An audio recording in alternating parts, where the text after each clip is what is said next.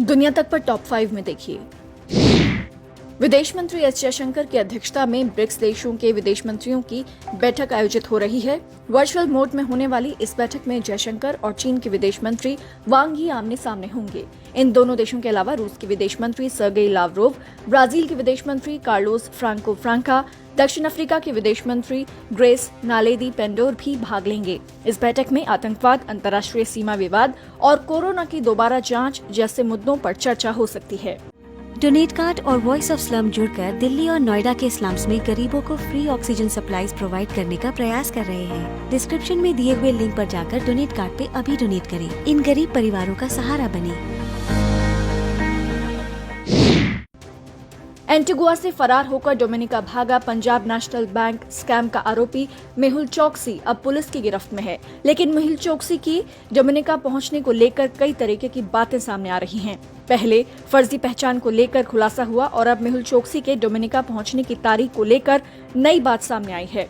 India today के हाथ ऐसे कागजात लगे हैं जो ये साबित करते हैं कि मेहुल चोकसी 23 मई को ही एंटीगुआ से डोमिनिका पहुंच गया था, जबकि अब तक 25 मई की बात कही जा रही थी।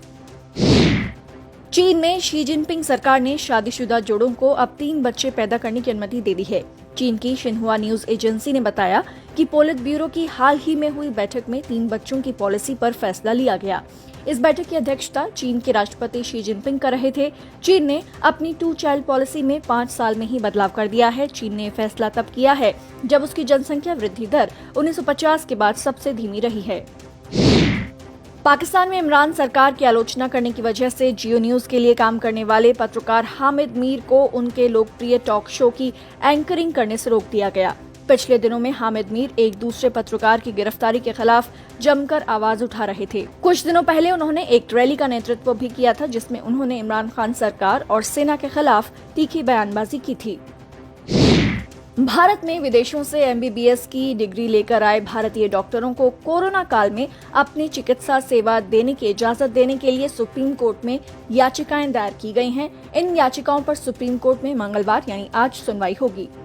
अब वियतनाम में नए कोरोना वेरिएंट के मिलने से हड़कंप है। इस नए कोरोना वेरिएंट के तेजी से हवा में फैलने का दावा किया जा रहा है। वियतनाम के स्वास्थ्य मंत्री ने कहा कि ये ब्रिटेन और भारत में पाए गए कोरोना के वेरिएंट का मिला-जुला स्वरूप है।